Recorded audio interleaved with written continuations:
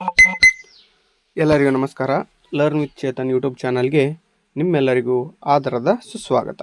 ಇಂದಿನ ದಿನ ನಾವು 10ನೇ ತರಗತಿಯ ವಿಜ್ಞಾನ ವಿಷಯದ ಅಧ್ಯಾಯವಾಗಿರತಕ್ಕಂಥ ನಿಯಂತ್ರಣ ಮತ್ತು ಸಹಭಾಗಿತ್ವ ಎಂಬ ಪಾಠದ ಅಭ್ಯಾಸದ ಪ್ರಶ್ನೆಗಳಿಗೆ ಸರಳ ಮತ್ತು ಸುಲಭವಾದಂತಹ ಉತ್ತರಗಳನ್ನು ಇಂದಿನ ವಿಡಿಯೋದಲ್ಲಿ ನೋಡ್ತಾ ಹೋಗೋಣ. ಈ ಹಿಂದೆ ಇದೇ ಪಾಠದ ಅಂದರೆ ನಿಯಂತ್ರಣ ಮತ್ತು ಸಹಭಾಗಿತ್ವ ಪಾಠದ ಪಠ್ಯದ ಒಳಭಾಗದ ಪ್ರಶ್ನೆಗಳಿಗೆ ಉತ್ತರಗಳನ್ನು ನೋಡಿದ್ವಿ. ಇವತ್ತು ಅಭ್ಯಾಸದ ಪ್ರಶ್ನೆಗಳಿಗೆ ಉತ್ತರಗಳನ್ನು ನೋಡ್ತಾ ಹೋಗೋಣ. ಅದಕ್ಕಿಂತ ಮುಂಚೆ ಇನ್ನೂ ಯಾರು ನಮ್ಮ ಚಾನಲನ್ನು ಸಬ್ಸ್ಕ್ರೈಬ್ ಮಾಡ್ಕೊಂಡಿಲ್ವೋ ದಯವಿಟ್ಟು ಸಬ್ಸ್ಕ್ರೈಬ್ ಮಾಡ್ಕೊಳ್ಳಿ ಅಂತ ಹೇಳ್ತಾ ಬನ್ನಿ ಪ್ರಶ್ನೆಗಳನ್ನು ನೋಡ್ತಾ ಹೋಗೋಣ. ಮೊದಲನೆಯ ಪ್ರಶ್ನೆ, ಈ ಕೆಳಗಿನವುಗಳಲ್ಲಿ ಯಾವುದು ಸಸ್ಯ ಹಾರ್ಮೋನ್ ಆಗಿದೆ ಅಂತ ಕೇಳಿದಾನೆ. Option A insulin, option B thyroxine, option C oestrogen ಹಾಗೂ ಆಪ್ಷನ್ ಡಿ ಸೈಟೋಕೈನಿನ್. ಸೈಟೋಕೈನಿನ್ ಅನ್ನೋದು ಸಸ್ಯ ಹಾರ್ಮೋನ್ ಆಗಿರ್ತದೆ. ಈ ಈಸ್ಟ್ರೋಜನ್ ಅನ್ನೋದು ಮಹಿಳೆಯರಲ್ಲಿ ಕಂಡು ಬರ್ತದೆ. ನೆಕ್ಸ್ಟ್ ಥೈರಾಕ್ಸಿನ್ನು ಮಾನವರಲ್ಲಿ ಕಂಡು ಬರ್ತದೆ. ಹಾಗೆಯೇ ಇನ್ಸುಲಿನ್ ಕೂಡ ಮಾನವರಲ್ಲಿ ಕಂಡು ಬರ್ತದೆ. ಆದರೆ ಸಸ್ಯ ಹಾರ್ಮೋನ್ ಯಾವುದಪ್ಪ ಅಂದ್ರೆ ಸೈಟೋಕೈನಿನ್ ಆಗಿರ್ತದೆ.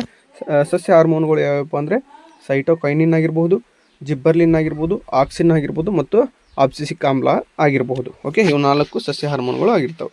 ಈ ಸೈಟೋಕೈನಿನ್ ಕೋಶ ವಿಭಜನೆಗೆ ಸಹಕಾರಿ ಆಗ್ತದೆ, ಅಂದರೆ ಸಸ್ಯದ ಬೆಳವಣಿಗೆಗೆ ಸಹಕಾರಿ ಆಗ್ತದೆ ಅಂತ ಬರಿಬೇಕಾಗ್ತದೆ. ಇನ್ನು ಎರಡನೇ ಪ್ರಶ್ನೆ, 2 ನರಕೋಶಗಳ ನಡುವಿನ ಅಂತರವನ್ನು ಹೀಗೆಂದು ಕರೆಯುತ್ತಾರೆ. Option A dendrite, option B ಸಂಸರ್ಗ, ಆಪ್ಷನ್ ಸಿ ಆಕ್ಸಾನ್ ಅಂತ ಇದೆ ಹಾಗೂ ಆಪ್ಷನ್ ಡಿ ಇಂಪಲ್ಸ್ ಅಂತ ಇದೆ. ಯಾವುದಪ್ಪ ಅಂದರೆ ಆಪ್ಷನ್ ಬಿ ಸಂಸರ್ಗ ಅನ್ನೋದು ಇಂಪಾರ್ಟೆಂಟ್ ಆನ್ಸರ್ ಆಗಿರ್ತದೆ. 2 ನರಕೋಶಗಳ ನಡುವಿನ ಅಂತರ ಅಂದರೆ ಒಂದು ನರಕೋಶದ ನರತುದಿ ಮತ್ತು ಇನ್ನೊಂದು ನರಕೋಶದ ಡೆಂಡ್ರೈಟ್ಗಳ ನಡುವಿನ ಸ್ವಲ್ಪ ಜಾಗ ಖಾಲಿ ಇರ್ತದೆ. ಆ ಒಂದು ಸ್ಥಳವನ್ನು ನಾವೇನು ಕರಿತೀವಿ ಸಂಸರ್ಗ ಎಂದು ಕರೆಯುತ್ತೇವೆ. ಇನ್ನು ಮೂರನೆಯ ಪ್ರಶ್ನೆ ನೋಡಿ, ಮಿದುಳಿನ ಪ್ರಮುಖ ಕಾರ್ಯವೆಂದರೆ ಅಂತ ಇದೆ. ಆಪ್ಷನ್ ಎ ಆಲೋಚನೆ, ಆಪ್ಷನ್ ಬಿ ಹೃದಯದ ಬಡಿತವನ್ನು ನಿಯಂತ್ರಿಸುವಿಕೆ, ಆಪ್ಷನ್ ಸಿ ದೇಹದ ಸಮತೋಲನ ಹಾಗೂ ಆಪ್ಷನ್ ಡಿ ಮೇಲಿನ ಎಲ್ಲವೂ. ಹಾಗಾದರೆ ಈ ಹೃದಯದ ಪ್ರಮುಖ ಕಾರ್ಯ ಏನಪ್ಪ ಅಂದರೆ ಆಲೋಚನೆಯನ್ನು ಕೂಡ ಮಾಡ್ತದೆ, ಆಲೋಚನೆಯನ್ನು ಮಾಡ್ತತಿ. ಹಾಗೆ ಹೃದಯದ ಬಡಿತವನ್ನು ನಿಯಂತ್ರಣ ಮಾಡ್ತಕ್ಕಂಥದ್ದು ಕೂಡ ಇದೇ ಮೆದುಳಿನ ಕಾರ್ಯವಾಗಿರ್ತದೆ. ಅಷ್ಟೇ ಅಲ್ಲದೆ ದೇಹದ ಸಮತೋಲನವನ್ನು ಕೂಡ ಈ ಒಂದು ಮೆದುಳಿನ ಕಾರ್ಯ ಆಗಿರ್ತದೆ. ಹೌದಾ? ಹಾಗಾದರೆ ಆ ಆನ್ಸರ್ ಏನಪ್ಪ ಅಂದರೆ ಮೇಲಿನ ಎಲ್ಲವೂ ಅಂತ. ಆಲೋಚನೆ, ಹೃದಯದ ಬಡಿತ, ನಿಯಂತ್ರಿಸುವಿಕೆ, ದೇಹದ ಸಮತೋಲನವನ್ನು ಕಾಪಾಡೋದು ಹಾಗೂ ಈ ಮೇಲಿನ ಎಲ್ಲವೂ ಕೂಡ ಮೆದುಳಿನ ಕಾರ್ಯವಾಗಿರ್ತದೆ ಅಂತ ಆನ್ಸರ್ ಆಗ್ತದೆ. ಇನ್ನು 4ನೇ ಪ್ರಶ್ನೆ ನೋಡಿ, ನಮ್ಮ ದೇಹದಲ್ಲಿ ಗ್ರಾಹಕಗಳ ಕಾರ್ಯವೇನು? ನಮ್ಮ ದೇಹದಲ್ಲಿ ಗ್ರಾಹಕಗಳ ಕಾರ್ಯವೇನು ಅಂತ ಕೇಳಿದಾನೆ. ಗ್ರಾಹಕಗಳು ಸರಿಯಾಗಿ ಕಾರ್ಯನಿರ್ವಹಿಸಿದ ಸಂದರ್ಭಗಳನ್ನು ಯಾವ ಸಮಸ್ಯೆಗಳು ಉಂಟಾಗುವ ಸಾಧ್ಯತೆಗಳಿವೆ? ಅಂದರೆ ಗ್ರಾಹಕ ಜೀವಕೋಶಗಳು ಸರಿಯಾಗಿ ಕಾರ್ಯವನ್ನು ಮಾಡಲಿಲ್ಲ ಅಂದರೆ ಯಾವ ತೊಂದರೆಗಳು ಉಂಟಾಗ್ತವೆ ಅಂತ ಕೇಳಿದಾನೆ. ಸೊ ಆ ಆನ್ಸರ್ ನೋಡ್ತಾ ಕಾರ್ಯಗಳು ಏನೇನಂತ, ಬಾಹ್ಯ ಪರಿಸರದಿಂದ ಉಂಟಾಗುವ ಪ್ರಚೋದನೆಗಳನ್ನು ಸ್ವೀಕರಿಸುತ್ತವೆ. ಅಂದರೆ ಈ ನಮ್ಮ ದೇಹದಲ್ಲಿ ಏನು ಕಣ್ಣು, ಕಿವಿ, ಮೂಗು, ನಾಲಿಗೆ, ಚರ್ಮ ಪಂಚೇಂದ್ರಿಯಗಳದಾವಲ್ಲ, ಇವುಗಳನ್ನು ಗ್ರಾಹಕ ಜೀವಕೋಶಗಳು ಅಂತ ಕರಿತೀವಿ. ಬಾಹ್ಯ ಪರಿಸರದಿಂದ ಉಂಟಾಗುವ ಪ್ರಚೋದನೆಗಳನ್ನು ಏನು ಮಾಡ್ತವೆ, ಸ್ವೀಕರಿಸುವಂತಹ ಕೆಲಸವನ್ನು ಈ ಗ್ರಾಹಕಗಳು ಮಾಡ್ತವೆ. ಅಷ್ಟೇ ಅಲ್ಲದೆ ನರಾವೇಗಗಳನ್ನು ಮೆದುಳು ಬಳ್ಳಿಗೆ ಸಾಗಿಸುತ್ತವೆ. ನರಾವೇಗಗಳನ್ನು ಮೆದುಳು ಬಳ್ಳಿಗೆ ಸಾಗಿಸುವಂಥ ಕೆಲಸವನ್ನು ಈ ಒಂದು ಗ್ರಾಹಕಗಳು ಮಾಡ್ತವೆ. ನೆಕ್ಸ್ಟು ಇದರ ಕಾರ್ಯ ಏನಪ್ಪ ಅಂದರೆ, ಹಾಗಾದರೆ ಈ ಒಂದು ಗ್ರಾಹಕ ಜೀವಕೋಶಗಳು ಹಾನಿಗೊಂಡಿದ್ದರೆ ಏನಾಗ್ತದೆ? ಸ್ಪರ್ಶ ಆಗಿರ್ಬೋದು, ರುಚಿ ಆಗಿರ್ಬೋದು, ವಾಸನೆ ಮುಂತಾದ ಪ್ರಚೋದನೆಗಳನ್ನು ಗ್ರಹಿಸಲು ದೇಹವು ಏನಾಗ್ತದೆ, ಅಸಮರ್ಥವಾಗುತ್ತದೆ ಅನ್ನೋದು ಸರಿಯಾದ ಉತ್ತರ ಆಗಿರ್ತದೆ. ಸೊ ಇಂಪಾರ್ಟೆಂಟ್ ಆಗಿರ್ತದೆ ಪ್ರಶ್ನೆ. ಇನ್ನು 5ನೇ ಪ್ರಶ್ನೆ ನೋಡಿ, ಒಂದು ನರಕೋಶದ ರಚನೆಯನ್ನು ತೋರಿಸುವ ಚಿತ್ರ ಬರೆಯಿರಿ ಮತ್ತು ಅದರ ಕಾರ್ಯವನ್ನು ವಿವರಿಸಿ ಅಂತ ಕೇಳಿದಾನೆ. So important concept. ಕಾರ್ಯ ಏನಪ್ಪ ಅಂದರೆ ನರಕೋಶವೊಂದರ ಡೆಂಡ್ರೈಟ್ಗಳ ತುದಿಯಲ್ಲಿ ಸಂಗ್ರಹಿತವಾದ ಈ ಮಾಹಿತಿಯು ಒಂದು ರಾಸಾಯನಿಕ ಕ್ರಿಯೆಯನ್ನು ಏನು ಮಾಡ್ತದೆ, ಉಂಟು ಮಾಡ್ತದೆ. ಯಾವುದೇ ಒಂದು ಮಾಹಿತಿ ಬಂದರೂ ಕೂಡ, ಯಾವುದೇ 5 ಪಂಚೇಂದ್ರಿಯಗಳಿಂದ ಕೂಡ ಮಾಹಿತಿ ಬಂದ ತಕ್ಷಣ ಈ ಒಂದು ಮಾಹಿತಿ ಏನಾಕೈತಪ್ಪ ಅಂದರೆ ಡೆಂಡ್ರೈಟ್ಗಳಿಗೆ ತಲುಪ್ತೈತಿ. ಮೊದಲು ಮುಟ್ಟೋದೇ ಎಲ್ಲಿಗೆ ಮಾಹಿತಿ, ಡೆಂಡ್ರೈಟ್ಗಳಿಂದ ಏನಾಕೈತಿ, ಒಂದು ರಾಸಾಯನಿಕ ಕ್ರಿಯೆ ಉಂಟು ಮಾಡ್ತದೆ. ತದನಂತರ ಇದು ಏನು ಮಾಡುತ್ತೆ, ಒಂದು ವಿದ್ಯುತ್ ಆವೇಗವನ್ನು ಸೃಷ್ಟಿಸುತ್ತೆ. ಅಂದರೆ ಇಂಪಲ್ಸ್ ಅಂತ ಕರಿತೀವಿ. ವಿದ್ಯುತ್ ಆವೇಗವನ್ನು ಸೃಷ್ಟಿಸಿ ಈ ಆವೇಗ ಏನಾಗೈತಪ್ಪ ಅಂದರೆ ಡೆಂಡ್ರೈಟ್ಗಳಿಂದ ಕೋಶಕಾಯಕ್ಕೆ ಪಾಸ್ ಆಕೈತಿ. ಆ ಕೋಶಕಾಯದಲ್ಲಿ ಏನಾಗ್ತದೆ, ನಂತರ ಕೋಶಕಾಯದಿಂದ ಆಕ್ಸಾನ್ನ ತುದಿಯವರೆಗೂ ಏನಾಗ್ತೈತಿ, ಈ ಒಂದು ವಿದ್ಯುತ್ ಆವೇಗ ಚಲಿಸಿ ಆಕ್ಸಾನ್ನ ತುದಿಯಲ್ಲಿ ವಿದ್ಯುತ್ ಆವೇಗವು ಕೆಲವು ರಾಸಾಯನಿಕಗಳನ್ನು ಬಿಡುಗಡೆ ಮಾಡುತ್ತೆ. ಆ ಕೆಲವು ರಾಸಾಯನಿಕಗಳು ಏನಾಗ್ತವೆ, ಈ ಸಂಸರ್ಗ ಅಂತ ಕರಿತೀವಿ, ಸಿನಾಪ್ಸ್ ಅಂತ ಕರಿತೀವಿ. ಅಂದರೆ ಒಂದು ನರಕೋಶದ ಡೆಂಡ್ರೈಟು ಇನ್ನೊಂದು ನರಕೋಶದ ನರತುದಿ ಇವುಗಳ ನಡುವೆ ಖಾಲಿ ಜಾಗವನ್ನು ನಾವು ಸಂಸರ್ಗ ಅಂತ ಕರಿತೀವಿ. ಆ ಸಂಸರ್ಗವನ್ನು ದಾಟುವಂಥ ಕೆಲಸವನ್ನು ಇಲ್ಲಿ ಉಂಟಾಗಿರ್ತಕ್ಕಂಥ ವಿದ್ಯುತ್ ರಾಸಾಯನಿಕಗಳು ಮಾಡ್ತಾವೆ. ಹೌದಾ, ಈ ರಾಸಾಯನಿಕಗಳು ಸಂಸರ್ಗವನ್ನು ದಾಟುತ್ತವೆ ಮತ್ತು ಮುಂದಿನ ನರಕೋಶದ ಡೆಂಡ್ರೈಟ್ಗಳಲ್ಲಿ ಇದೇ ರೀತಿಯ ಆವೇಗವನ್ನು ಏನು ಮಾಡ್ತವೆ, ಪ್ರಾರಂಭಿಸುತ್ತವೆ ಅಂತ ನಾವು ಆನ್ಸರ್ನ ಬರೀಬೇಕಾಗ್ತದೆ. ಇದು ನರಕೋಶದ ಕಾರ್ಯ.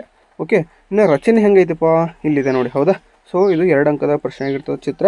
ಅಕಸ್ಮಾತ್ ಚಿತ್ರದ ಮೇಲೆ ಕಾನ್ಸೆಪ್ಟನ್ನು ಕೊಟ್ಟು ಹಾರ್ಡ್ ಪ್ರಶ್ನೆಗಳಾಗಿ ಈ ಒಂದು ಚಿತ್ರವನ್ನು ಕೂಡ ಕೊಡ್ಬೋದು.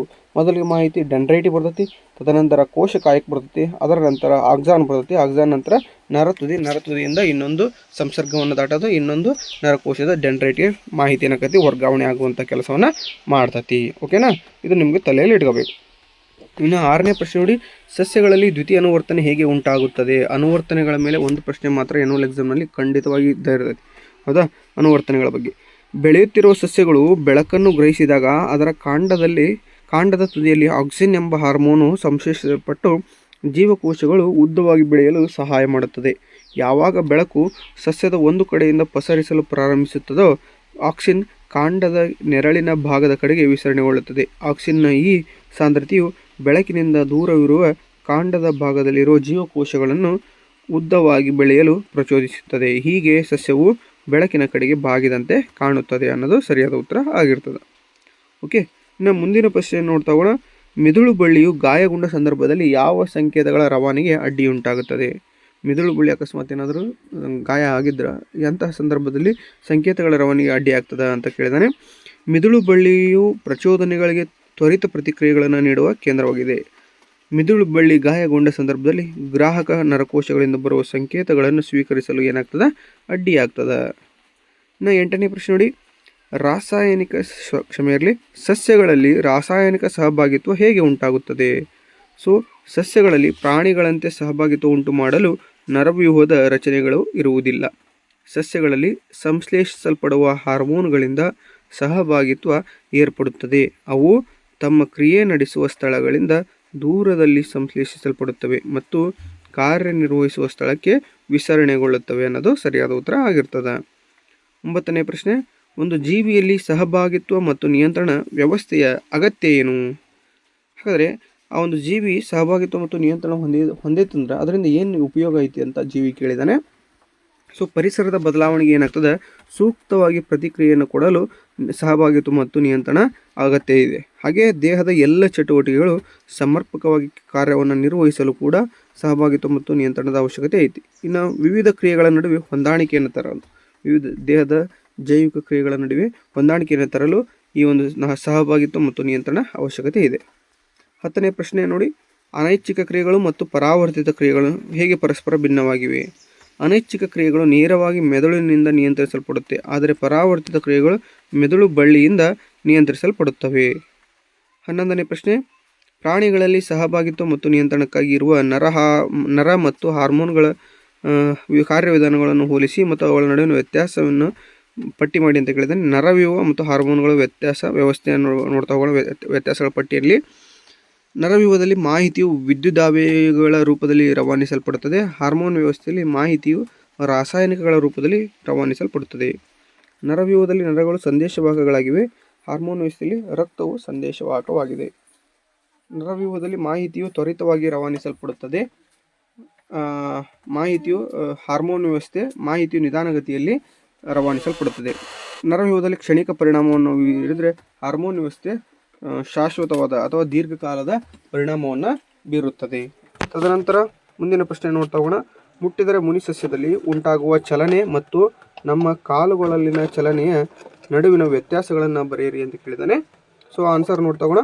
ಮುಟ್ಟಿದರೆ ಮುನಿ ಸಸ್ಯದಲ್ಲಿ ಆಗುವಂಥ ಚಲನೆ ಮತ್ತು ಕಾಲುಗಳಲ್ಲಿನ ಚಲನೆಯ ಬಗ್ಗೆ.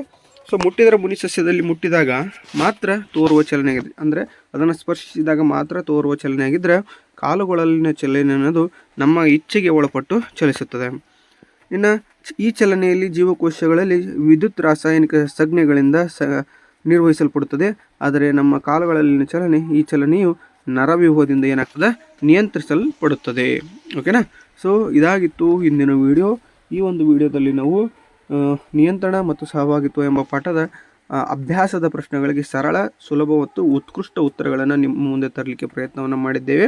ಈ ಒಂದು ವಿಡಿಯೋ ನಿಮಗೆ ಇಷ್ಟವಾಗಿದ್ದರೆ ದಯವಿಟ್ಟು ಲೈಕ್ ಮಾಡಿ, ಶೇರ್ ಮಾಡಿ, ಕಮೆಂಟ್ ಮಾಡಿ, ಹಾಗೆ ಸಬ್ಸ್ಕ್ರೈಬ್ ಮಾಡ್ಕೊಳ್ಳೋದನ್ನು ದಯವಿಟ್ಟು ಮರಿಬೇಡಿ. ನಿಮ್ಮ ಒಂದೊಂದು ಸಬ್ಸ್ಕ್ರಿಪ್ಷನ್ನು ನಮಗೆ ಹೆಚ್ಚು ಹೆಚ್ಚು ಸ್ಫೂರ್ತಿಯನ್ನು ತರುತ್ತದೆ ಅಂತ ಹೇಳ್ತಾ, ನಿಮಗೆ ಯಾವುದಾದ್ರೂ ಪಾಠದ ಮೇಲಿನ ಪ್ರಶ್ನೆಗಳ ಬಗ್ಗೆ ವಿಡಿಯೋವನ್ನು ಮಾಡಬೇಕು, ಯಾವುದೇ ವಿಷಯ ಆಗಿರ್ಬೋದು, ಕನ್ನಡ, ಗಣಿತ, ಸಮಾಜ ವಿಜ್ಞಾನ ಆಗಿರ್ಬೋದು, ಆಮೇಲೆ ಹಿಂದಿ ಆಗಿರ್ಬೋದು, ಇಂಗ್ಲೀಷ್ ಆಗಿರ್ಬೋದು, 6 ಸಬ್ಜೆಕ್ಟ್ನ ಯಾವುದೇ ಪಾಠದ ವಿಡಿಯೋ ಬೇಕೆಂದಾಗ ನೀವು ಕಮೆಂಟ್ ಬಾಕ್ಸಲ್ಲಿ ತಿಳಿಸಿದರೆ ಆ ಒಂದು ಪಾಠದ ವಿಡಿಯೋವನ್ನು ಮಾಡಲಿಕ್ಕೆ ನಾವು ತಯಾರಿದ್ದೇವೆ ಅಂತ ಹೇಳ್ತಾ, ಇಷ್ಟೊತ್ತು ವಿಡಿಯೋವನ್ನು ನೋಡಿರ್ತಕ್ಕಂಥ ನಿಮ್ಮೆಲ್ಲರಿಗೂ ಕೂಡ ಧನ್ಯವಾದಗಳನ್ನು ತಿಳಿಸಲಿಕ್ಕೆ ಇಷ್ಟಪಡ್ತೇನೆ.